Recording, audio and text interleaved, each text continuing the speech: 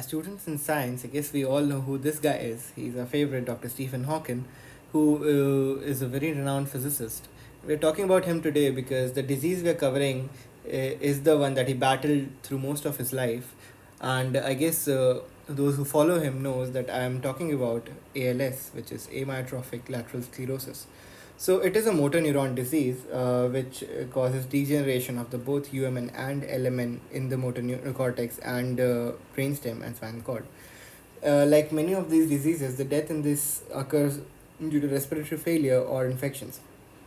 This disease has a predominance in males with a ratio of 2 is to 1 to 7 is to 1, but the bulbar onset we can say is more common in females.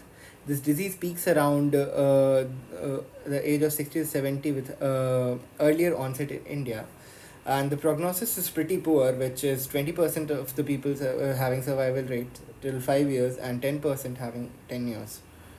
Now, the pathognomic features of this disease are amyotrophy, which is the muscle wasting due to anterior horn cell degeneration, lateral sclerosis, which is the gliosis and sclerosis of the corticospinal tracts. Talking about the etiopathogenesis, this mostly has a sporadic origin. Only 10% have familial origins, and those having familial origins will have the mutations of SOD1 gene, which is a which causes toxic misfold of SOD1, which causes aggregation of this and causing cell damage. A very peculiar C9ORF72 expansion, which is a repeats of 5UTR, causing abnormal peptide translations and peptide deposits. And TDP43 or FUS mutations, which causes formation of stress granules, RNA misprocessing, and cytoplasmic aggregates, and some other protein degradation gene mutations as well.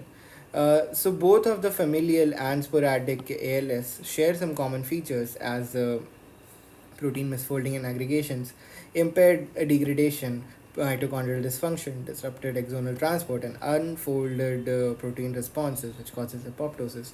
All of these factors are the pathognomic features of ALS, which will be seen in microscopic examination.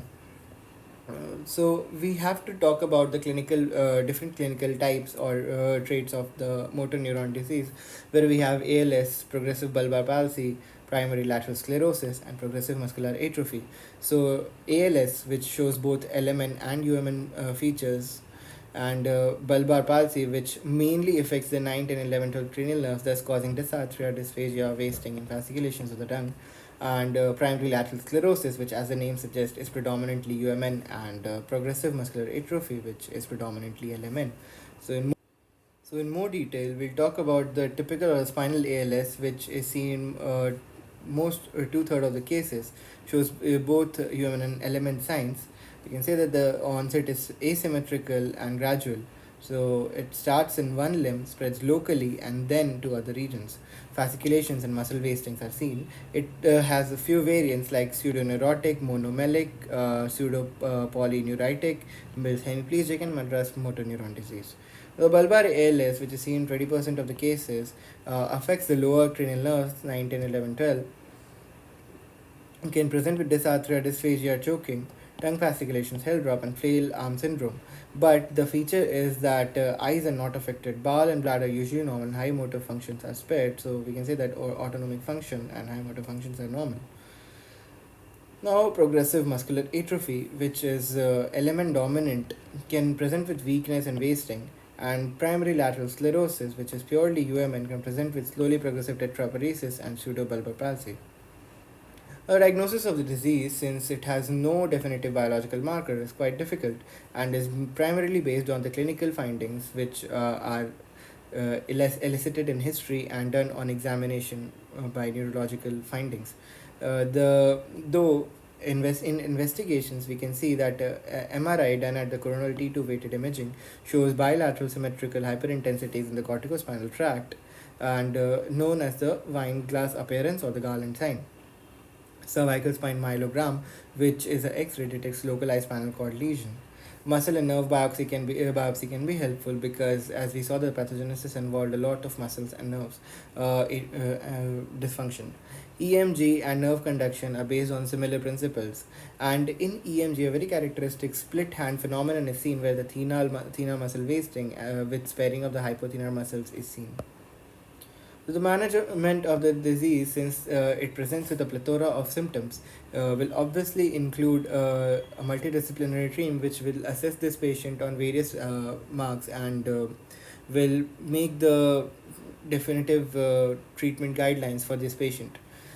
Then the medications, which include riluzole, which is a glutamate release antagonist, is very important as it extends the median survival by 2 to 3 months. Non-invasive ventilation can significantly help those patients which have a better bulbar function, as it can prolong survival and maintains a very good quality of life. Feeding support is also important, where percutaneous gastrectomy can be done, and palliative care as early as possible is very important for these patients. We move on to the summary of all the things that we see. Since it's a very small topic, carry away points are very important.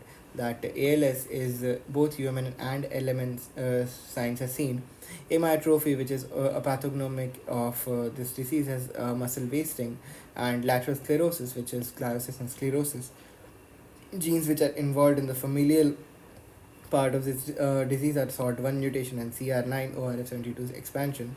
Clinical types are very important, where we saw the bulbar and ALS and primary lateral sclerosis and predominantly 11 lesions, and MRI, which is the diagnostic tool where we saw the wine glass appearance in the Garland sign. Apart from this, there's the drugs which are important and the management guidelines. So this sums up our topic for today, which is ALS, and feel free to ask any doubts. Thanks for watching.